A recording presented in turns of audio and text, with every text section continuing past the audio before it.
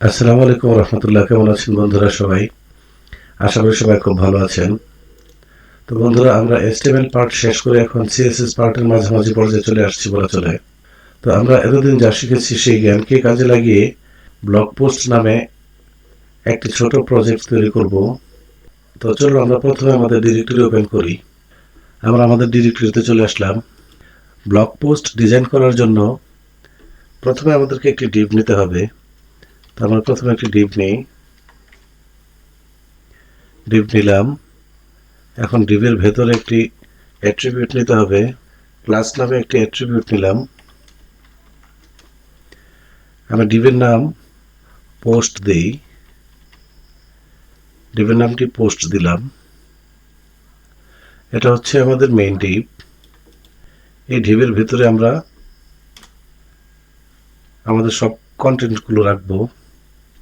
তো একটি blog post design করতে গেলে প্রথমে একটি হেডলাইন থাকে।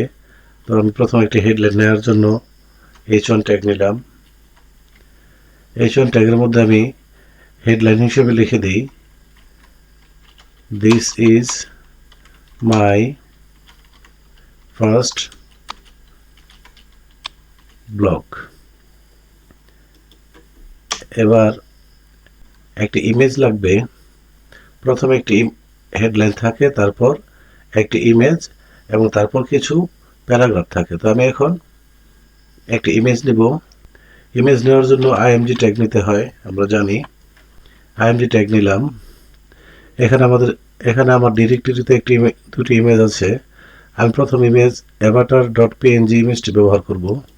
তো এখন ইমেজটি আছে আমার ইমেজেস ফোল্ডারে। আমি প্রথম ইমেজেস ফোল্ডার লিখব, images/avatar.png। এখানে অল্টার ট্যাগের মধ্যেও অ্যাভাটার লিখে দিবেন। অ্যাভাটার লিখে দিলাম। এবার তৃতীয় কাজ হচ্ছে কিছু প্যারাগ্রাফ নেওয়া। প্যারাগ্রাফ নেওয়ার জন্য পি ট্যাগ নিলাম। এখানে লরেম ইপসামের 200 ওয়ার্ড নিয়ে নিলাম এবং আরেকটি প্যারাগ্রাফ নেব। এই জন্য এখানে পি ট্যাগ নিলাম। আবার এখানে লরেম ইপসামের 100 ওয়ার্ড নেব।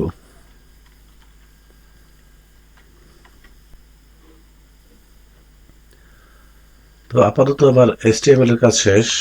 এখন HTML ফাইলটি সেভ করি এবং আমাদের ব্রাউজার ওপেন করে দেখি আমাদের কন্টেন্টগুলো আসছে কিনা। দেখতে পাচ্ছেন ঠিকঠাকই আমাদের এখানে একটি হেডলাইন, একটি ইমেজ এবং প্যারাগ্রাফ দুটি চলে আসছে। এবার আমাদেরকে CSS দিয়ে এই কন্টেন্টগুলোকে সাজাতে হবে। তো CSS দিয়ে সাজাতে গেলে প্রথমে আমাদেরকে মেইন ডিভটিকে ধরতে হবে। প্রথমে আমরা মেইন ডিভকে ধরবো। তাহলে মেইন ডিভ হচ্ছে আমাদের পোস্ট ডিভ। পোস্ট ডিভকে ধরলাম। পোস্ট ডিভের একটি উইথ দিতে হবে। উইথ দিই।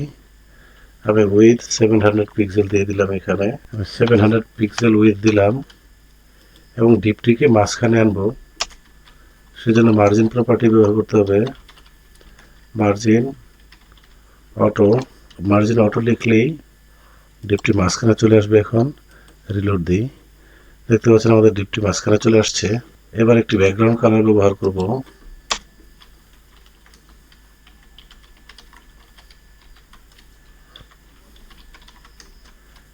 এখানে ব্যাকগ্রাউন্ড কালার ব্যবহার করি আমি। এখন আপাতত পিঙ্ক ব্যবহার করি। পিঙ্ক দিলাম। এবার রিলোড দিই। দেখতে পাচ্ছেন আমাদের ডিপের পিছনে পিঙ্ক কালার চলে আসছে। এবার আমরা স্টেপ বাই স্টেপ কাজ করব। প্রথমে হেডিং এর কাজ করব। প্রথমে আমরা হেডিংটিকে ধরব। তো আমাদের হেডিংটি আছে h1 ট্যাগের ভিতরে আর h1 ট্যাগটি আছে পোস্ট ডিভের ভিতরে। তাহলে প্রথমে আমাদেরকে পোস্ট ডিভকে ধরতে হবে। ডট পোস্ট ডিভের ভিতরের h1 ট্যাগ।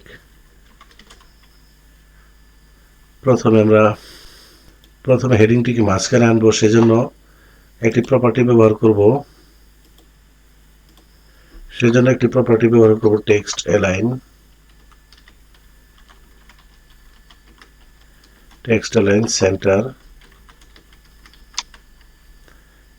সেন্টার ব্যবহার করলাম।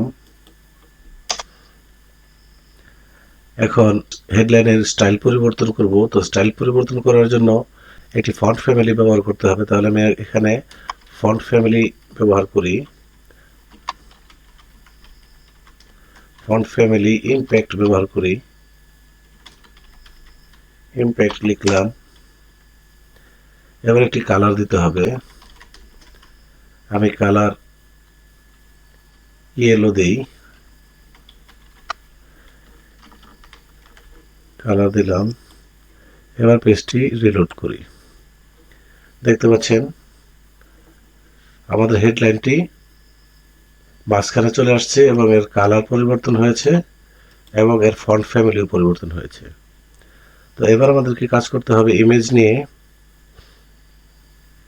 দেখতে পাচ্ছেন ইমেজটি বাম পাশে লেগে আছে এবং ডান পাশে কিছু অংশ গ্যাপ রয়েছে। এইভাবে দেখতে ইমেজটিকে বেশি একটা ভালো লাগছে না। তাহলে আমরা কি করব, ইমেজটি যেন ডিভের ফুল উইথ দখল করে, সেজন্য আমরা এখানে ইমেজ ট্যাগটিকে ধরবো। ইমেজ ট্যাগটিও পোস্ট ডিভের ভিতর আছে। তাহলে প্রথমে পোস্ট ডিভ, তারপর আইএমজি। পোস্ট ডিভের ভিতর আইএমজি ট্যাগ। তাহলে ইমেজ ট্যাগটিকে আমি উইথ দিব। প্রথমে তো একটি উইথ ব্যবহার করবো। এখানে আমি উইথ 100% দিয়ে দেব। এখানে আমাদের মেইন ডিভের উইথ হচ্ছে 700 পিক্সেল। তো আমি 100% উইথ এখানে ব্যবহার করলে সে 700 পিক্সেল উইথ ফুল দখল করে নেবে। তো 100 পিক্সেল লিখলাম, পেজটি সেভ করি এবং রিলোড দিই। এখন দেখতে পাচ্ছেন অনেকটা সুন্দর দেখাচ্ছে। এখন ইমেজটি আমার ডিভের ফুল উইথ দখল করে আছে। তো এবার আমাদের কাজ করতে হবে প্যারাগ্রাফ নিয়ে। তো প্যারাগ্রাফগুলো আছে পি ট্যাগের ভিতরে। তাহলে পি ট্যাগকেও ধরতে হবে। পোস্ট ডিভকে ধরলাম, এর ভিতরে পি ট্যাগ। পোস্ট ডিভের ভিতরে পি ট্যাগ। পি ট্যাগটিকে প্রথমে আমি টেক্সট লাইন জাস্টিফাই ব্যবহার করব। টেক্সট লাইন জাস্টিফাই করলে এখানে ডান পাশে যেরকম এলোমেলো এখন আছে, এই এলোমেলো অবস্থায় থাকবে না। তো আসুন প্রথমে টেক্সট লাইন জাস্টিফাই ব্যবহার করি। টেক্সট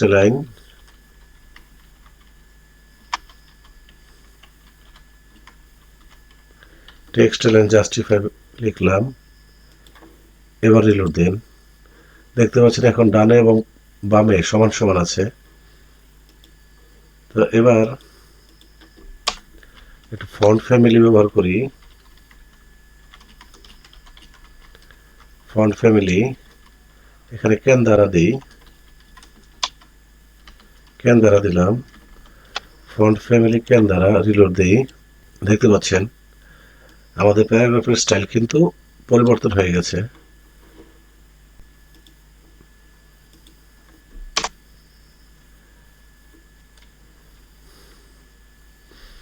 তো আমার মনে হয় এখানে আর কোনো কিছু কাজ করার মতো নেই। কিন্তু একটা বিষয় লক্ষ্য করে দেখুন, এখন আমাদের এই ওয়েব পেজটাকে কিন্তু কোনো পেজের মতো লাগছে না। একদম এদিকে আমাদের প্যারাগ্রাফের কন্টেন্টগুলো বাম পাশে লেগে আছে, এই সাইডে ডান পাশে লেগে আছে। তো এটাকে যদি একটু পেজের মতো দেখায়, এটাকে যদি আমরা একটু পেজের আকৃতি দিতে চাই, তাহলে আমাদেরকে একটি নতুন প্রপার্টি ব্যবহার করতে হবে। তো আসুন সে প্রপার্টিটি কি দেখি। সে প্রপার্টির নাম হচ্ছে প্যাডিং। আমরা যদি প্যাডিং ব্যবহার করি, তাহলে আমাদের এই ব্লগ পোস্টের চারপাশে কিছুটা স্পেস ক্রিয়েট হবে। আসুন আমরা তাহলে প্যাডিং প্রপার্টিটি ব্যবহার করি। প্যাডিং, আমি প্যাডিং লেফট ব্যবহার করি। প্যাডিং প্রপার্টি তো 4টি ভ্যালু ব্যবহার করা যায়। তো আমি প্রথমত প্যাডিং লেফট ব্যবহার করলাম। তো এখানে ভ্যালু হিসেবে আমি 100 পিক্সেল ব্যবহার করি। পেজটি সেভ করলাম। এবার রিলোড দেই। দেখতে পাচ্ছেন বাম পাশে 100 পিক্সেল প্যাডিং দেওয়াতে অনেকটা কিন্তু পেজের মতো মনে হচ্ছে। এখন আমাদের কন্টেন্টগুলো কিন্তু ঠিক জায়গায় আছে। তো এখন আমরা আসুন ডান পাশে নিচে এবং উপরে ব্যবহার করি। তো চলুন প্যাডিং রাইট ব্যবহার করি। প্যাডিং রাইট আমি 50 পিক্সেল ব্যবহার করি। প্যাডিং রাইট 50 পিক্সেল এবং এখানে প্যাডিং টপ 30 পিক্সেল ব্যবহার করি। এবার প্যাডিং বটম ব্যবহার করব।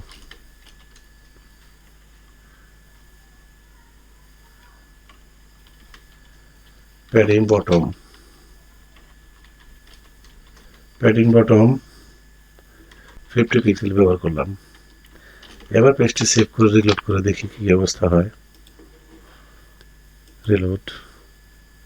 এখন লক্ষ্য করে দেখুন, এখন এটাকে একটি ব্লগ পোস্টের মতো মনে হচ্ছে।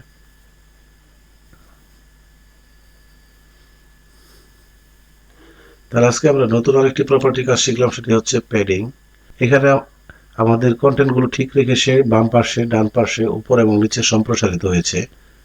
এখন আমরা এখানে কালারটি পরিবর্তন করে দেব যাতে আরেকটু সুন্দর দেখা যায়। তা পিঙ্ক কালার পরিবর্তে ব্ল্যাক করে দিলাম। এখানে ব্ল্যাক কালার দিলাম এবং পি ট্যাগের মধ্যে একটি কালার ব্যবহার করব, ইয়েলো কালার ব্যবহার করি। এখন পেজটি সেভ করি, এবার রিলোড দিই। এখন লক্ষ্য করে দেখুন, এটাকে সুন্দর একটি ব্লগ পোস্টের মতো মনে হচ্ছে। তো আশা করি আপনারা বুঝতে পেরেছেন কিভাবে এই একটি ব্লগ পোস্ট ডিজাইন করলাম। আমরা এতদিন সিএসএস বা HTML যে কাজগুলো শিখেছি সেই প্রপার্টি এবং ট্যাগগুলো ব্যবহার করেই আমাদের এই ব্লগ পোস্ট ডিজাইন করেছি। তারপরে যদি কেউ কোথাও না বুঝে থাকেন তাহলে আমাকে কমেন্ট করে জানাবেন। আর ভিডিওটি যদি ভালো লাগে তাহলে লাইক, কমেন্ট, শেয়ার ও সাবস্ক্রাইব করবেন। দেখা হবে পরবর্তী টিউটোরিয়ালে। সেই পর্যন্ত সবাই ভালো থাকবেন, সুস্থ থাকবেন। আল্লাহ হাফেজ।